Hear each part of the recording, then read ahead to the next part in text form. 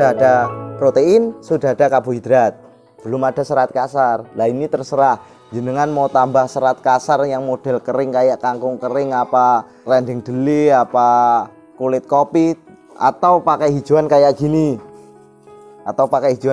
terserah. Ini juga masuk serat, terserah jenengan teknisnya gimana. Kalau complete fit jadinya kayak gini. Ini saya pakai kopra, sawit, katul, impurity, pongkol telo,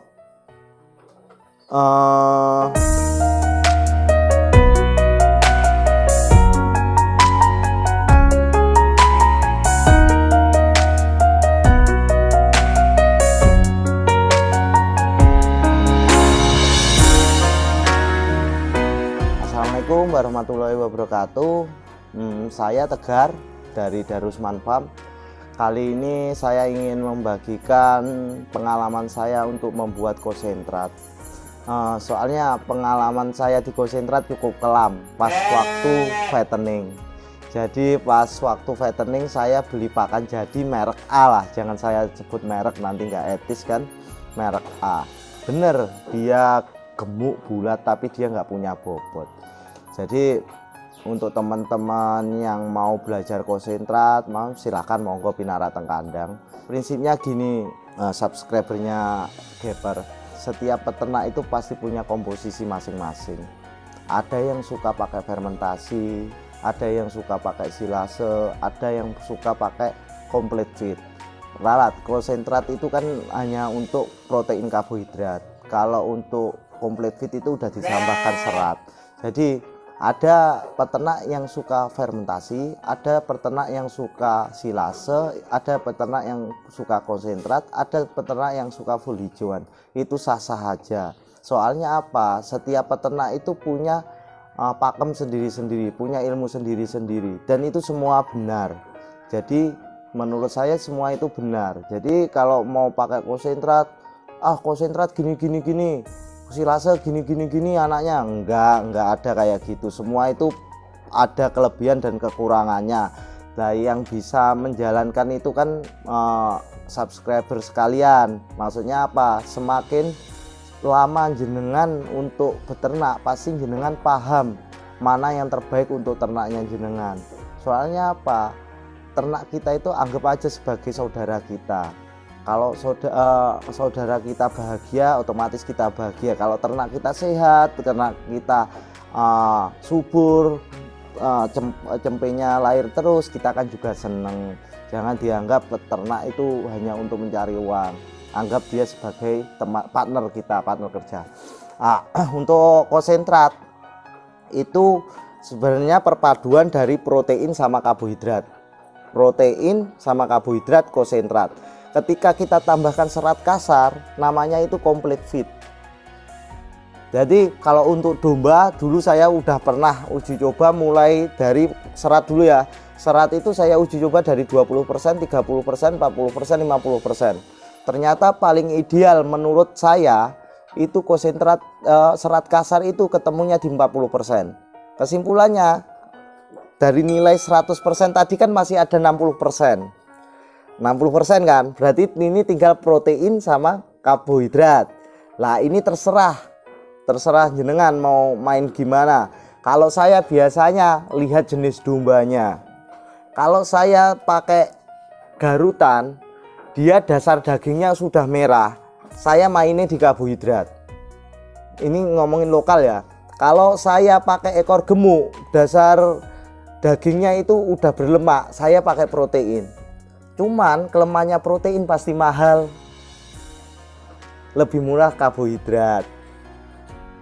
Dan untuk saya pernah dulu ngomong di video sebelumnya, kalau jenis-jenis ekor pariangan lah itu jagal seneng, peternak nangis. Soalnya kenaikan berat badannya agak lama, bukan nggak naik ya, agak lama, dan tidak sebagus jenis crossing Texel, crossing Dorper, crossing Merino, crossing Suffolk, agak beda.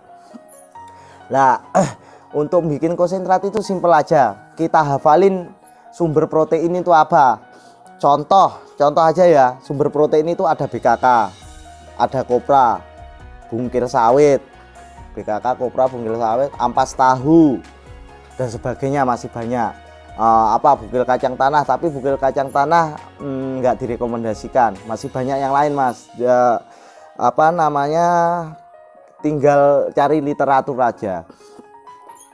Kalau sumber karbohidrat itu juga banyak, bisa jagung, bisa gaplek, bisa impurity, bisa katul. Katul itu juga banyak, ada separator, ada katul kebi, ada katul ledok, katul yang kasar itu banyak. Terus ada tepung gaplek, apalagi ada sorghum, apalagi ya sumber karbohidrat, bisa polar, masih banyak mas sumber karbohidrat.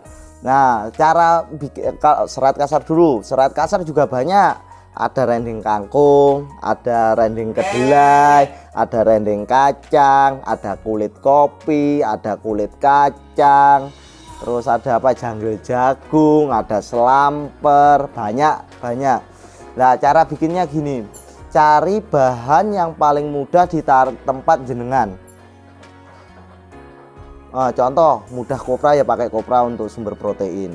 Mudah ampas tahu ya pakai ampas tahu untuk sumber protein. Mudah ampas kecap ya pakai ampas kecap untuk sumber protein. Demikian juga untuk karbohidrat. Mudah gaplek pakai gaplek, mudah impurity pakai impurity, mudah pakai katul ya pakai katul. Itu kita perpadukan. Tapi biasanya saya kalau untuk breeding saya pakai kopra. Soalnya kalau pakai BKK saya biasanya pakai untuk penggemukan aja. Pakai kopra, bungkil sawit. Ini 25% sampai 30%. Nah, anggap aja 30% ya. Dan 20% kopra, 10% bungkil sawit. Terus untuk karbohidratnya ini untuk breeding dulu ya. Karbohidratnya saya pakai impurity sama katul. Impurity ini hasil sampingannya dari gandum. Katulnya yang sedengan aja. Ini untuk sumber karbohidratnya. Seratnya ini kan tadi udah ada protein, sudah ada karbohidrat, belum ada serat kasar. Nah, ini terserah jenengan mau tambah serat kasar yang model kering kayak kangkung kering, rendeng deli, kulit kopi, atau pakai hijauan kayak gini. Terserah, ini juga masuk serat. Terserah jenengan teknisnya gimana. Kalau complete fit jadinya kayak gini. Ini saya pakai kopra, sawit, katul, impurity, pongkol telo, selamper jagung, kulit kopi. Ini saya pakai itu. Saya tidak pasti untuk bikin konsentrat. Maksudnya tidak pasti itu gimana, apa yang murah di lapangan dan nutrisinya masih seimbang itu saya pakai. Contoh, kangkung kering itu kadang bisa 2000, kadang bisa 2500, kadang 3000. Soalnya kalau serat kasar terlalu mahal, konsentratnya jenengan pasti mahal harganya. Itu dicampur jadi satu, tambahkan garam 2 kilo per 100 kilo. Dari 100 kilo tambahkan 2 kilo garam. Nanti kalau mau nambah premix silahkan, itu terserah jenengan, itu teknis saja. Kalau untuk pakan penggemukan saya pakai BKK, kopra, jagung, polar, impurity, katul. Ini untuk konsentratnya. Jadi proteinnya saya pakai BKK sama kopra. Untuk karbohidratnya saya pakai jagung, impurity, polar, katul. Ini karbohidratnya. Nah, untuk serat kasarnya saya cari yang murah. Kalau kangkung lagi murah saya pasti pakai kangkung. Tapi kalau kangkung nggak murah saya pakai rendeng deli. Nah, kebetulan di tempat saya komoditi pertaniannya banyak kacang. Saya biasanya borong rendeng kacang di sawah. Saya keringkan, saya selip untuk serat kasarnya. Nah, ditambahin lagi sama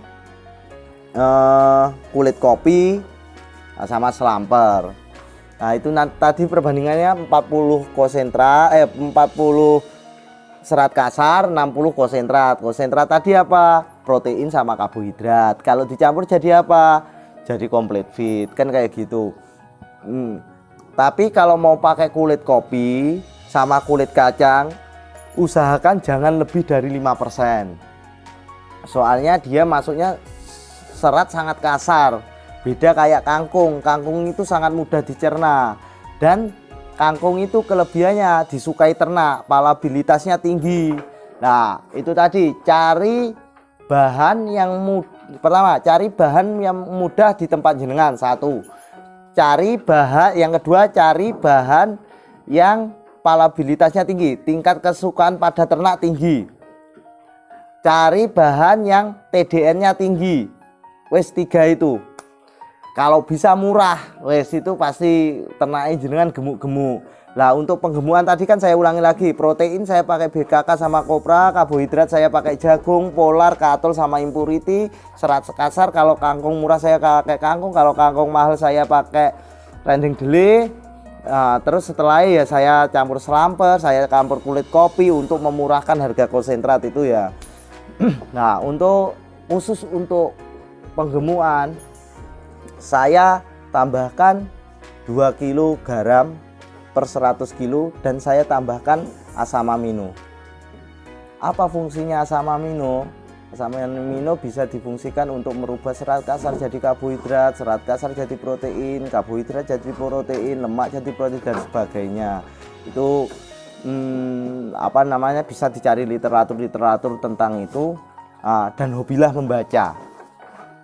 Kalau pengen apal jenis-jenis konsentrat, hobilah membaca. Soalnya semakin kita banyak membaca literatur, itu semakin kita banyak wawasan tentang bahan-bahan yang ada di sekitar kita. Dan satu lagi, jangan cari literatur hanya searching di Google, itu tidak akurat. Cari literatur yang emang sumbernya sudah terpercaya, semuanya modul penulis A gitu. Jangan asal searching kandungan nutrisi kangkung kering gitu ya, pasti keluar di Google, tapi tingkat keakurasiannya saya pertanyakan. Pakai literatur yang jelas, itu aja.